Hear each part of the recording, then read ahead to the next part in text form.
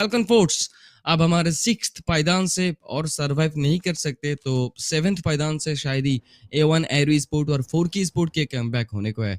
और दूसरी दिन के आखिरी गेम पर टीम 4 स्पोर्ट ने भी एक चिकन डिनर करे थे, उससे बहुत ही बढ़िया सा कमबैक देखने को मिला टीम 4 की तरफ से, सीधा टॉप 8 पे आके रुकता हुआ। और आखिर में टीम 4 भी वहीं पे कोशिश करेंगे फाल्कन फोर्ट्स के इसी एलिमिनेट हो जाने से उनको क्रॉसओवर कर लेने के लिए। बात करा जाए तो फाल्कन फोर्ट्स उसके बाद आप जाकर टीम डीआरएस गेमिंग की बैरल देखोगे तो एग्जाम्पल यहाँ पर लीड ले लेंगे। पहला किल तो फिनिश कर चुके हैं ये, और अब दूसरी नॉक भी निकल लेती है। नया एंगल बनवा कर पास से ही सीधा एग्रेस करता हुआ उनको फेस क्लान की तरफ से फिनिश करा जाएगा। आखिर में डीआरएस गेमिंग के किलर वाइट की तरफ से कोशिश रहेंगे, लेकिन नहीं, 3 टास्क की तरफ से किलर वाइट भी नॉकड आउट। और आखिर में गैंथी की तरफ से सपोर्ट चाहिए, वहीं पे बात करा जाए तो स्टॉर्म एक्सट्रॉन उनकी भी यहाँ पर खिलाड़ी खो जाएंगे, लेकिन स्टॉर्म एक्सट्रॉन सही तरीके से टीम 4 की स्पोर्ट के साथ वहां पर मुकाबला लेता हुआ बाद में टीम नॉर्मिस को भी आप बैरल में देख सकते हो डाई स्पोर्ट के साथ। और ऐसे ही डीआरएस गेमिंग वो लेंगे लीड फेस क्लैन के ऊपर, डेल्टा की तरफ से सपोर्ट मिलेगा। और आखिर में टीम डीआरएस गेमिंग यहाँ पर फेस क्लैन की आखिरी खिलाड़ी को फिनिश करना चाहते हैं, लेकिन गैंथी की एचपी बहुत ही कम है और आखिर में एक ही जंप शॉट काफी था,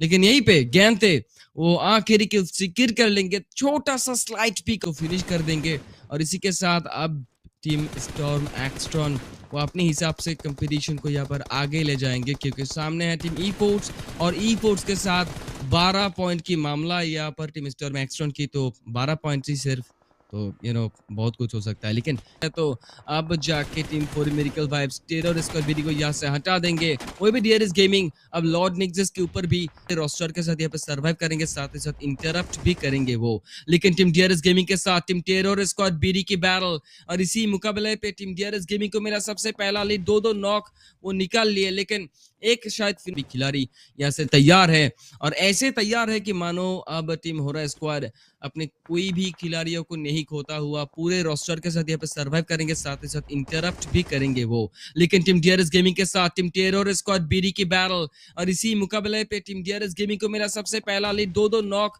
वो निकाल लिए, लेकिन एक शायद फिनिश हो पाया और एक भी नहीं फिनिश हो पाया, ऐसा कुछ बन सकता है। लेकिन पीछे की तरफ से और भी इंटरप्शन हो सकता है टेरर स्क्वाड बीडी के ऊपर। वहीं पे रेंज एकेडमी स्टार्ट कर लेती है अपना मुकाबला द स्पोर्ट के अगेंस्ट पे। डीआरएस के किलर वाइटी की ग्रेनेड नाइटविंग के ऊपर सीधे जाते कनेक्ट होता हुआ, और आखिर में नाइटविंग भी नॉकआउट हो जाएंगे। किलर वाइटी दूसरा ग्रेनेड चार्ज करने की कोशिश में, इनसेन नॉकड आउट, ओ पूरा फिनिश किया इनसेन, गैंती की तरफ से फिनिश करा गया उनको। वही ई फोर्ट्स की तरफ से क्वालिटी वापस आएंगे, किल फीड पे और एसडी इग्नाइट की दोनों को फिनिश करा जाएगा। और आखिर में 1v1 करने का भी कोशिश रहा था टेरर स्क्वाड बीडी की तरफ से, लेकिन अरबी वो कर नहीं पाया, और आखिर में अरबी को भी यहाँ पर फिश में अपने ही दूसरी जो सेकंड कंटेंडर थी चैंपियनशिप टाइटल की, उसी कंटेंडर टीम को डेंजर में फैलता हुआ टीम डीआरएस गेमिंग। और इसी के साथ कहा जाए तो दूर से टीम डीआरएस गेमिंग के ऊपर भी एक थर्ड पार्टी स्लैमिंग यहाँ पर आएंगे, लेकिन होरा स्पोर्ट की जेजे वो वही स्क्वाड को रोकेंगे जिस स्क्वाड की तरफ से डीआरएस गेमिंग को इंटरप्ट करा गया। वाह क्या बात है, क्या बात है।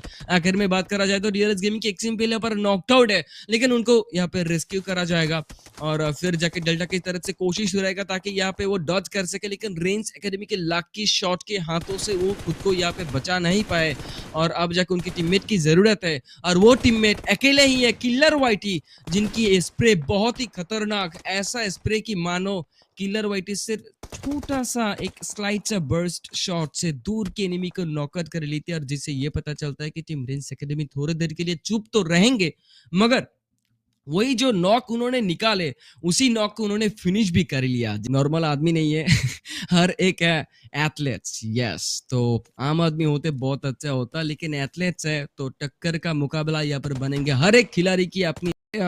स्टॉर्म एटीआर स्टॉर्म एक्सट्रॉन गेमिंग है, यस, बांग्लादेशी टीम और मैं चाहिए तो फिर 24,500 की फैमिली बनेगा गॉड्स किंग स्पोर्ट 2.0 की फैमिली की, और मैं यहाँ पर हूँ 1v1 देखने के लिए। एक सिंपल ने देख लिया 1v1 स्पाइक के साथ, यस कर भी लिया उन्होंने 1v1, और फिर जाके एक सिंपल को ये भी पता चला इफुट्स की क्वालिटी कहाँ पर है, जो अपर लोकेशन पर दिखाई देंगे, और वो स्पॉट भी कर लेंगे किलर वाइटी, और किलर वाइटी करा दिया जाएगा। मिस्टर ऑब्डे वो भी इनकाउंटर करेंगे, और आखिर में जाके मिस्टर ऑब्डे की तरफ से ज्ञानते फिनिश हो जाएंगे, और वही पे टीम डीआरएस गेमिंग के किलर वाइटी ये भी अपना किल फिनिश कर देंगे, और आखिर में जाकर टीम से उसको अब घेर लिया गया, तो पास में टीम डीआरएस गेमिंग मिलेंगे, और किलर वाइटी को यहाँ पर पता चला कि सामने वाले कंपाउंड पर कोई है, लेकिन दूर से टीम डाई स्पोर्ट्स की तरफ से विजुअल भी मिले, और ऐसे ही सेनेटर स्काउट होता हुआ